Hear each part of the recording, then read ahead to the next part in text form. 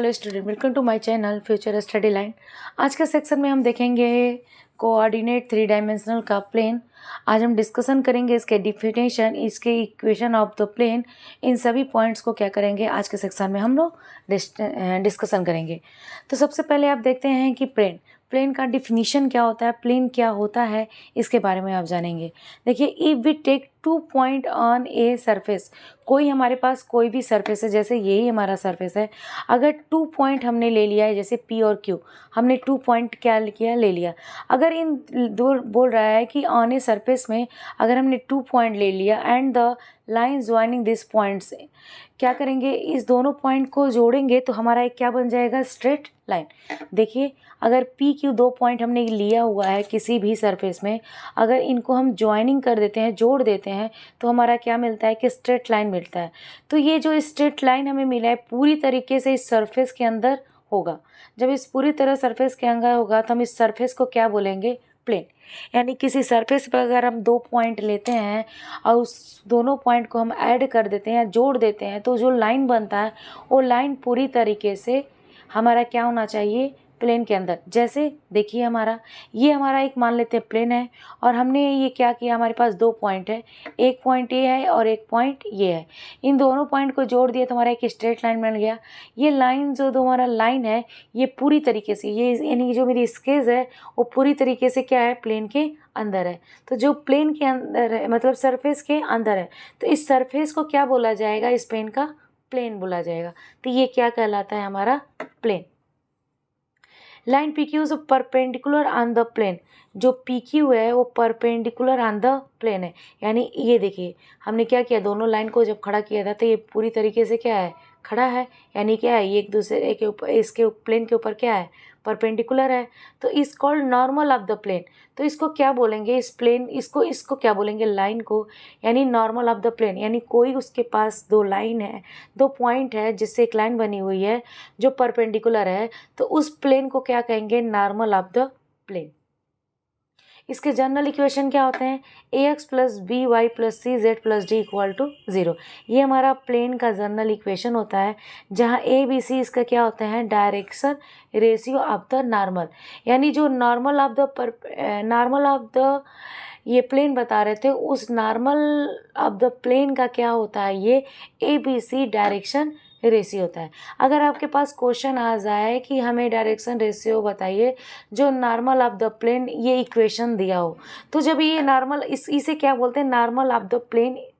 क्यों? क्योंकि इस पर जो पॉइंट हैं, जो ये प्लेन है वो उस पर परपेंडिकुलर, इसलिए नॉर्मल ऑफ द प्लेन बोलते हैं। अब देखिए, equation of the plane parallel to the coordinate axis. एक तो हमारा जनरल फॉर्म निकल गया कि जिसको क्या बोलते हैं हम, नॉर्मल ऑफ द प्लेन बोलते हैं, इक्वेशन ऑफ द प्लेन बोलते हैं। जो इसके रेशियो है, डायरेक्शन रेशियो, उसको ऑफ द नॉर्मल, यानी नॉर्मल का डायरेक्शन रेशियो बोलते हैं इसे। अब देखिए, equation of the plane parallel to the coordinate axis. ये जो हमारा इक्वेशन ऑफ द प्लेन है वो parallel to the coordinate axis. ऐसे कह सकते हैं कि हमारे पास 3 एक्सिस हैं। 3 एक्सिस के बाद हमारे जो 3 एक्सिस होते हैं, उन तीनों एक्सिस पे हम क्या कह सकते हैं कि एक्स एक्सिस पे भी, एक्स एक्सिस के पैरेलल हमारा प्लेन का इक्वेशन क्या होगा, या वाई एक्सिस के पैरेलल हमारा प्लेन का इक्वेशन क्या होगा, या जेड एक्सिस। क्योंकि ये हमारा इस तरह से 3 एक्सिस मिलेंगे। ये हमारा एक्स हो गया, ये हमारा वाई हो गया, ये हमारा जेड हो गया। अगर ये हमारा प्लेन का इक्वेशन मिल रहा है, तो जैसे अब मान लीजिए कि हमारे पास कुछ इस तरह से डब्बा बना हो, तो जब ये डब्बे बनते हैं हमारे पास,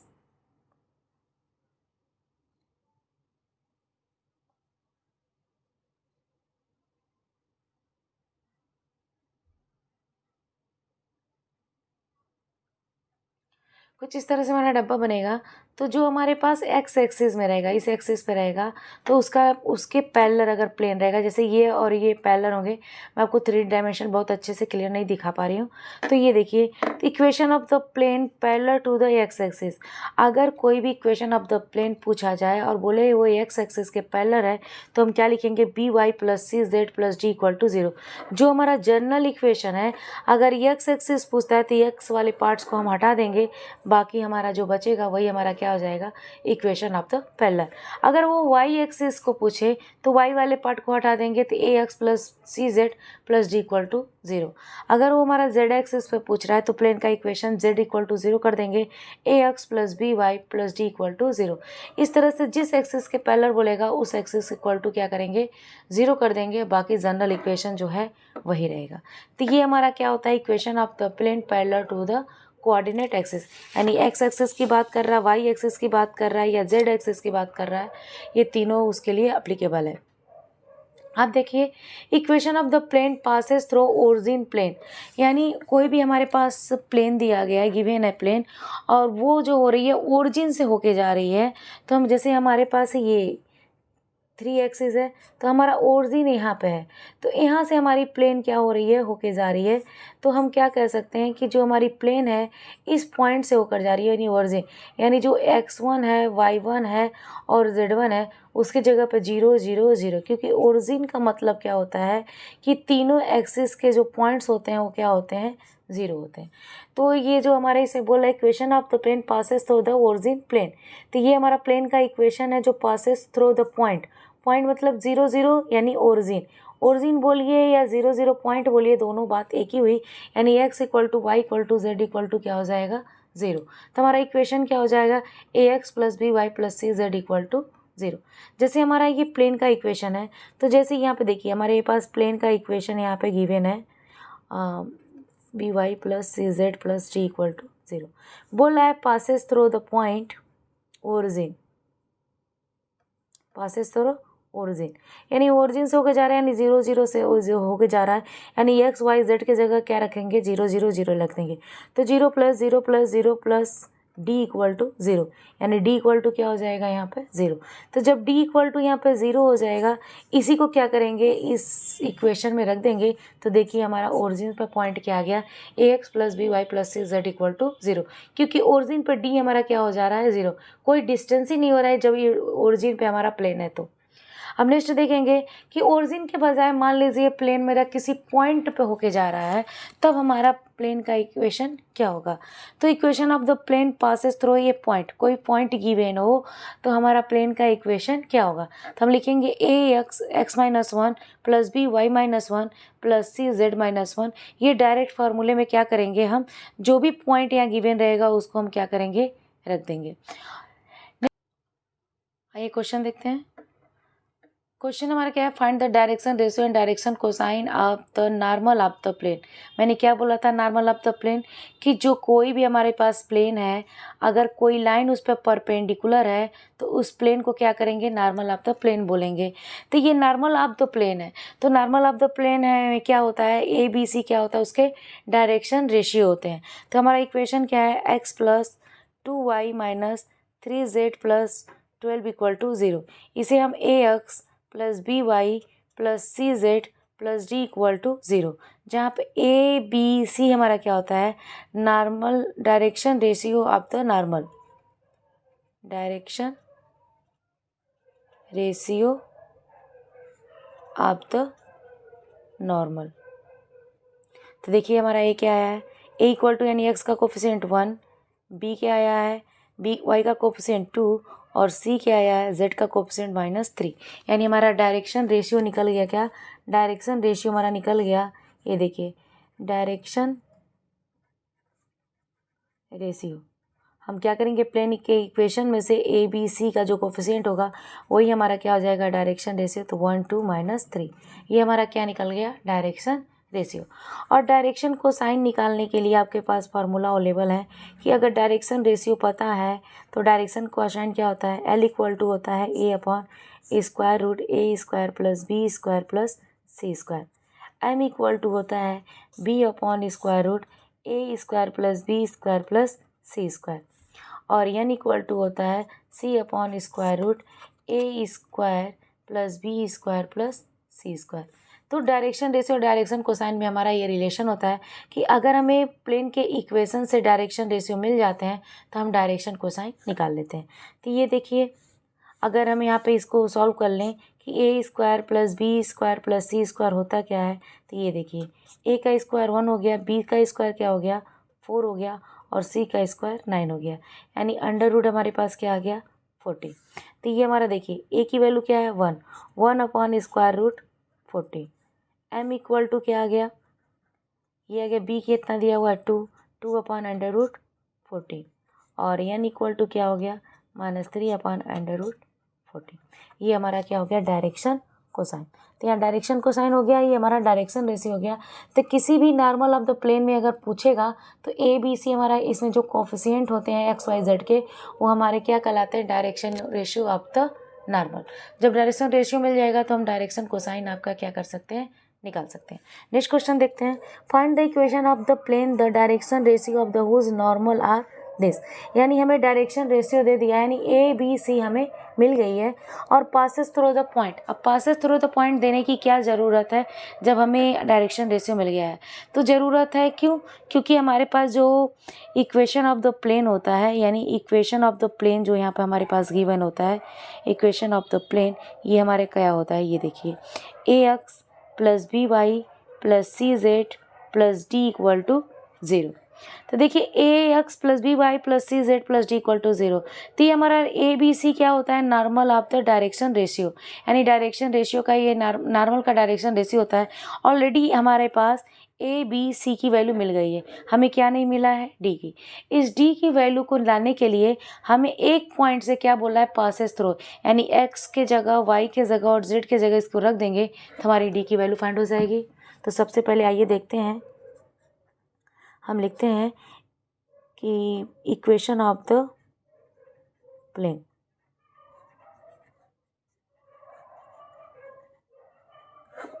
ये हमारा प्लेन दिया हुआ है, गिवन हमारा क्या है, गिवन डायरेक्शन रेशियो 6 3 -4। तो ये हमारा क्या हो जाएगा 6x plus 3by minus 4z plus d equal to 0। इसे इक्वेशन 1 मान लें। यहाँ लिखेंगे passes through the point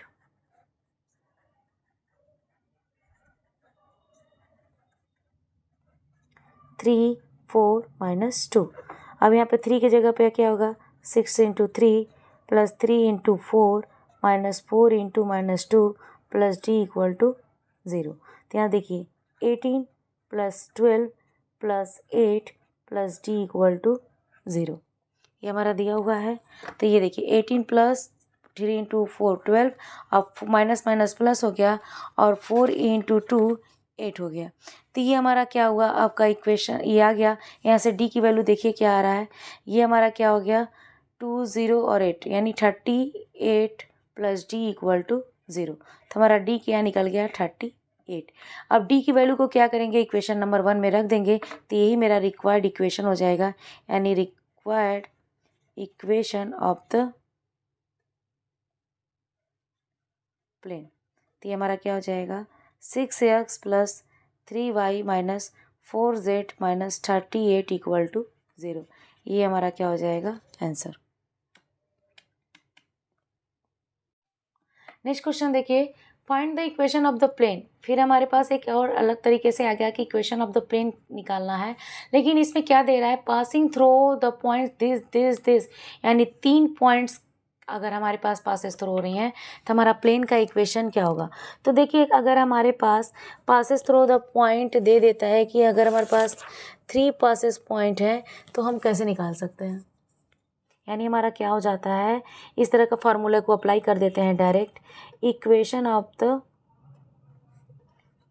plane through 3 point. जैसे आपके पास आ गया x1 y1 z1 x2 y2 z2 और एंड x3 y3 z3।